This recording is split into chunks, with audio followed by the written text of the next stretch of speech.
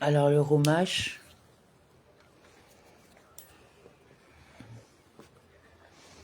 Alors mercredi 16 Tishré, Bezot Aberaka, suite chapitre 33. À Zabulon est dit ces mots. Sois heureux Zabulon dans tes voyages, et toi Isachar dans tes tentes.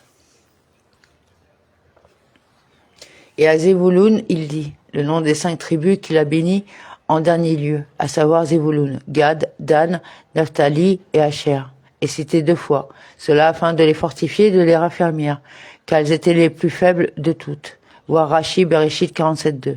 C'est eux que Yosef a présenté à Pharaon, comme il est écrit, et d'entre ses frères, il prit 5 hommes, Bereshit 47.2. Comme il semblait chétif, il ne s'en ferait pas des officiers pour ses opérations militaires. Réjouis-toi, Zévouloun, dans ta sortie, et Isachar dans tes tentes. Zévouloun et Isachar se sont associés. Zévouloun sur le littoral des mers demeurera. Bereshit 49.13. Il fera du commerce par bateau et s'enrichira. Il se viendra aux besoins de Isachar qui restera assis à étudier la Torah. C'est pour cette raison que Zévouloun est cité avant Isachar. La Torah de Isachar n'existe que grâce à Zévouloun. Réjouis-toi, Zévouloun, dans ta sortie. Puisses-tu réussir dans tes entreprises commerciales. Et Isachar, puisses-tu réussir en Torah en étant assis dans tes tentes, en étant assis à calculer le calendrier, à fixer les néoménies comme il est écrit. Et les fils de Isachar instruits à connaître les dates afin de savoir ce que doit faire Israël, leur chef au nombre de 200. Un d'Ivray Ayamim 12.33. En tant que chef de Sanhédrin, ils s'occupaient de cette tâche, et c'est eux qui fixaient les saisons et les calendriers. Ils conduiront des peuples sur la montagne pour y offrir des sacrifices pieux, car ils inspireront l'opulence des mers et les mystérieux trésors cachés dans le sable. Les peuples des tribus d'Israël, ils s'assembleront Yiraou à la montagne, ils se réuniront au mont Moria. Il n'est de réunion que sur convocation, Kyria. Et là, ils sacrifieront des sacrifices de justice lors des fêtes de pèlerinage. Car ils suceront l'abondance des mers, Isachar et Zévouloun, ce qui leur laissera du temps pour s'occuper de la Torah.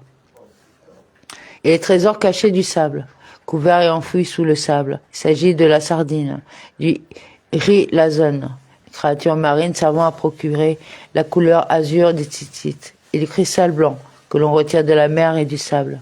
On les trouvait sur le territoire de Isachar et de Zévouloun comme indiqué dans le traité Megillah 6a. À propos du verset, Zévouloun est un peuple qui se voue à la mort. Shoftim 5.18. Comme Naphtali résidait sur les hauteurs, Zévouloun a protesté contre le lot qui lui avait été attribué. Tu as donné à mon frère champs et vignobles, et moi un pays de collines et de montagnes. À mon frère tu as donné de bonnes terres, et à moi des mers et des rivières. Hachem a répondu, ils auront tous besoin de toi pour le rizlazon, comme il est écrit, et les trésors cachés du sable.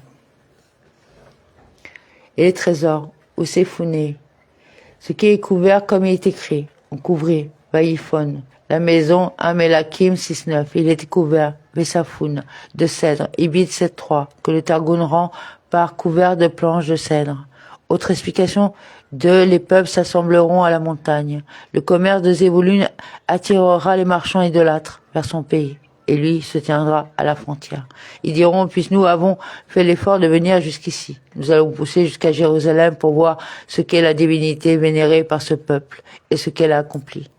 Ils verront alors tout Israël adorer une divinité unique, et consommer la même nourriture, alors que chez les idolâtres, la divinité de l'un ne ressemble pas à celle de l'autre, ni la nourriture de l'un à celle de l'autre. C'est alors qu'ils se convertiront, comme il est écrit. Là, ils sacrifieront des sacrifices de justice. Car ils seront l'abondance des mers. Zévouloun et Isachar, la mer leur procurera des richesses abondantes. Au sujet de Gad, il dit, hommage à celui qui a grandi Gad. Il se campe comme un léopard, met en pièces et le bras et la tête. Béni soit qui élargit Gad. Cela nous apprend que le territoire de Gad s'élargissait vers l'est et réside comme une lionne. Il est comparé au lion parce qu'il était proche de la frontière et que ceux qui sont proches d'une frontière doivent tous être vigoureux. Il a déchiré le bras, même le sommet de la tête. Ceux qui tuaient étaient reconnaissables en ce qu'ils avaient tranché d'un seul coup la tête et l'épaule. Il s'est adjugé les prémices de la conquête. Là est sa part réservée par le législateur. Il s'avance cependant au premier rang du peuple accomplissant l'œuvre sainte du Seigneur, fidèle à ses devoirs envers Israël. Il a vu pour lui une primeur. Il a veillé à s'attribuer sa part dans le pays de Sion et d'Og, dont la prise a marqué le commencement de la conquête du pays. Car là, la part du législateur. Car il savait que dans son héritage allait se trouver la portion de terrain contenant la tombe du législateur, c'est-à-dire de Moshe. Cachée, cette portion allait être cachée et dissimulée à toute créature, comme il est écrit. Et pas un homme n'a connu sa sépulture jusqu'à ce jour-ci. Ephra 34:6. Et il est allé, Gad, les chefs du peuple. Ils ont marché à la tête de ceux engagés dans les combats pour la conquête du pays, parce qu'ils étaient vigoureux, ainsi qu'il est écrit. Vous passerez engagés devant vos frères. Supra 3:18. Il a fait la justice de Hachem.